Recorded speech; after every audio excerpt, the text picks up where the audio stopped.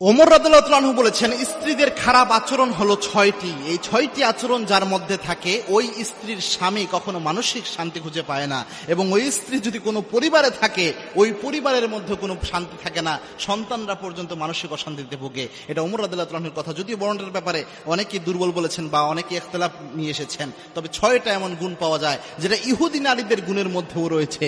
এই 6টা গুণ, এই 6টা গুণ থেকে আমাদের বেঁচে থাকা উচিত। আল্লাহর হাবিব সাল্লাল্লাহু আলাইহি ওয়াসাল্লামের শ্রেষ্ঠ সাহাবী ওমর রাদিয়াল্লাহু আনহু, তিনি বলেছেন 6টা গুণ হচ্ছে নিকৃষ্ট গুণ মহিলাদের জন্য।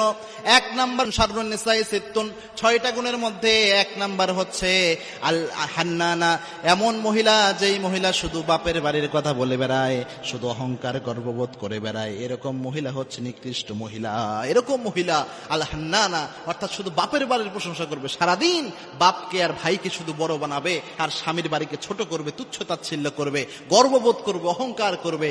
এরকম যে মহিলারা রয়েছে, এদের ব্যাপারে আল্লাহর হাবিব সাল্লাল্লাহু আলাইহি ওয়াসাল্লামের সাহাবী ওমর রাদিয়াল্লাহু আনহু সতর্ক করেছেন। তার মধ্যে হচ্ছে 1 নম্বর আল হান্নানা, 2 নম্বর হচ্ছে আন্নানা, অর্থাৎ এমন নারী, আনিন মানে হচ্ছে কান্না করে দেয়, অর্থাৎ কথায় কথায় কান্না করে দেয়, এরকম নারী।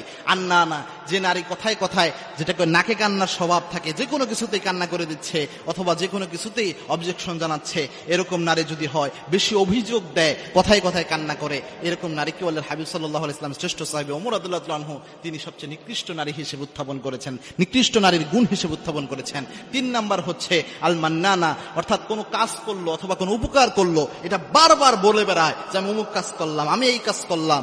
কেউ এই কাজ করে না, নিজের কাজকে অনেক বেশি শো অফ করে, নিজের উপকারকে শো অফ করে, উপকার করে এটা বারবার বলে বেড়ায়। এরকম গুণ যে নারীর মধ্যে থাকে, তাদের ব্যাপারে ওমর রাদিয়াল্লাহু আনহু সতর্ক করেছেন। 4 নাম্বার হচ্ছে আল হাদ্দাকা, অর্থাৎ এমন নারী যে নারী অনেক লোভী, অনেক উচ্চাবিলাসী, অর্থাৎ আপনার সামনে এসে বলতেছে যে অমুককে অমুক জিনিসটা কিনে দেওয়া হয়েছে, মার্কেটে অমুক জিনিসটা এসেছে, অনেক উচ্চ জিনিসের লোভ তার মধ্যে বাসা বাঁধে, উচ্চ জিনিসের জন্য হাই হতাশ করতে থাকে। এরকম লোভী আচরণ যাদের মধ্যে রয়েছে, উচ্চা বিলাসী যে নারীরা রয়েছে, এদের ব্যাপারে ওমর রাদিয়াল্লাহু আনহু সতর্ক করেছেন। 5 নাম্বার আল বাররাকা, অর্থাৎ অতিরিক্ত সাজগোজ প্রিয় যে নারীরা, অর্থাৎ দেখবেন স্বাভাবিক মেয়ে মানুষ তো সেজে গুজে থাকবে, এটা একটা মেয়ে মানুষের ন্যাচারাল বৈশিষ্ট্য। এবং আল্লাহর হাবিব সাল্লাল্লাহু আলাইহি ওয়াসাল্লামের সামনে একবার এক মহিলা একটা চিঠি দিলেন না পত্র দিলেন, এরকম বর্ণনা এসেছে। আল্লাহর হাবিব সাল্লাল্লাহু আলাইহি ওয়াসাল্লাম দেখলেন তার হাতে কোনো মেহেদি নাই, আল্লাহর হাবিব সাল্লাল্লাহু আলাইহি ওয়াসাল্লাম রাগ করলেন যে কেন তুমি মেহেদি দিলে না। সুতরাং মেয়েরা ন্যাচারালি যে সাজটা সাজে এটা স্বাভাবিক ব্যাপার, কিন্তু কিছু মেয়ে আছে সারা দিনটা শুধু তার মাথায়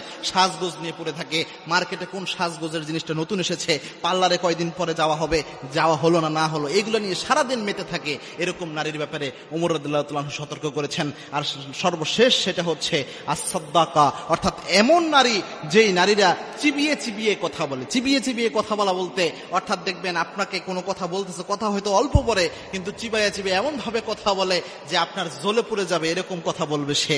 অর্থাৎ শুধু আপনার সাথে না, অনেক অন্য মহিলার সাথে বা অন্য পরিবারের অন্য কোনো সদস্যদের সাথে চিবাইয়া চিবাইয়া খোটাইয়া খোটাইয়া বিভিন্ন জিনিস তুলে ধরবে, খুঁচিয়ে খুঁচিয়ে কথা বলবে। এরকম নারীর যদি কোনো বৈশিষ্ট্য থাকে, এই বৈশিষ্ট্যটা হচ্ছে সবচেয়ে খারাপ বৈশিষ্ট্য।